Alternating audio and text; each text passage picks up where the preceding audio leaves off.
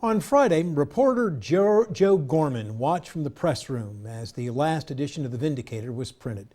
This morning, 4 days later, Gorman walked into the WKBN newsroom to begin the next chapter of an already distinguished career. He now has the title of Local Digital Content Creator.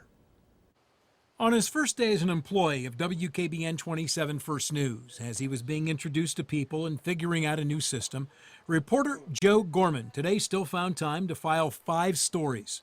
That's a lot.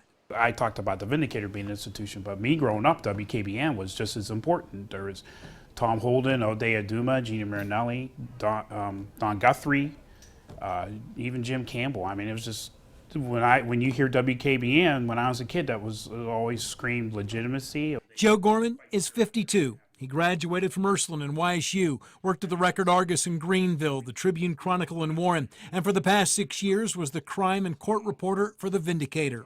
It was common to see him next to a burning house or a police cruiser. He was in the Vindicator newsroom on the day it was announced the newspaper would close. I was speechless. I was stunned. I remember after the meeting we had, I just couldn't believe it. I kept lingering because I didn't want to leave the building and the people that I worked with. Gorman says on the very same day the Vindicator announced it was closing, he was contacted by a manager with WKBN. About a week and a half later, the negotiations became serious. You guys asked me if I'd be interested in working here, and we had a series of interviews and stuff. I was really excited about the opportunity, and I was grateful to be wanted. Gorman will continue to concentrate on crime and the courts, but says he'll do whatever needs done. He seemed genuinely happy to be at WKBN, and even more so, genuinely happy to have a job still covering the news. The people are the best thing about this job.